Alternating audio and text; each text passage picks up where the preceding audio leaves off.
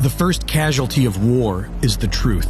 And if the American people knew the truth about U.S. interference in Ukraine, they might not be so eager to start World War III.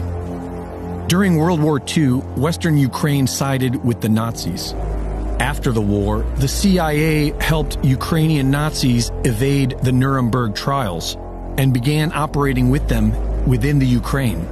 After decades of CIA infiltration, the Ukrainian People's Movement emerged in 1989 and gave birth to extremist groups Svoboda, Trident, and Right Sector, neo-Nazi groups pushing for the ethnic cleansing of Ukraine, extremist groups cultivated by the CIA, supported by the U.S. State Department, and used by the IMF to bring Ukraine to heel.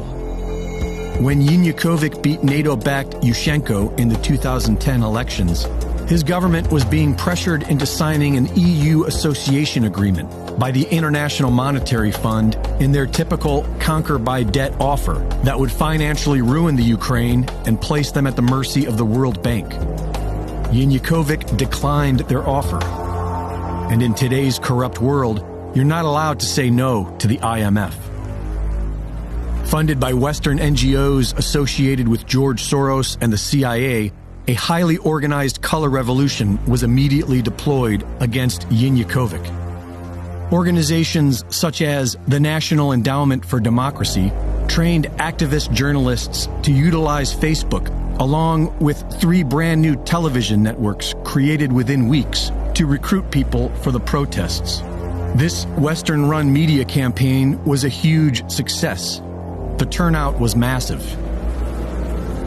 The CIA has been orchestrating revolutions their entire career, and the first step to their simple formula is to convince people to take to the streets in peaceful protest. They then use agitators to goad the police into violence, and state-run media to ignite the crowd with emotionally charged reports of sacred victims.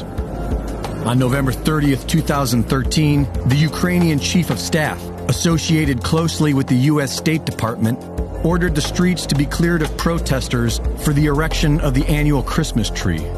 When the police arrived, they were met by a highly aggressive and well-organized faction of Ukraine's Right Sector, who provoked the police into a violent reaction against peaceful protesters, which is all the Western intelligence media reported on.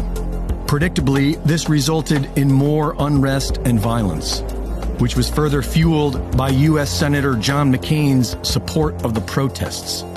Leaked phone calls reveal that the U.S. State Department was orchestrating this coup d'etat from within the U.S. Embassy, with support from Vice President Joe Biden. On February 20th, unidentified snipers, firing from government buildings occupied by the protesters, began firing into the crowd, killing people on all sides. Yanukovych's home and offices were taken by armed mobs, and a new government was put into place with a neo-Nazi element that went on to accept the IMF's spurious loan offer and began murdering the Russian-speaking population of Ukraine in Donbass. As a result of this Western-created quagmire, 96% of the people in Crimea voted in favor of joining Russia. And while the nation celebrated, Western media reported that they were invaded by Russia. Their proof? A Russian military presence which has existed there since 1804. Supporting a criminal war against Russia does not make you a patriot. It makes you a useful idiot of the globalist banking cartel, the very same entities waging war on all of humanity with vaccine passports and experimental jabs. A righteous patriot would call out his government for war crimes. And through fraud and deceit, the United States government has been the world's biggest purveyor of war crimes for decades, all in the name of spreading McDonald's, genetically modified foods, and sexual perversions worldwide. Had it with you fucking Gallaghers. I just had a long day at work.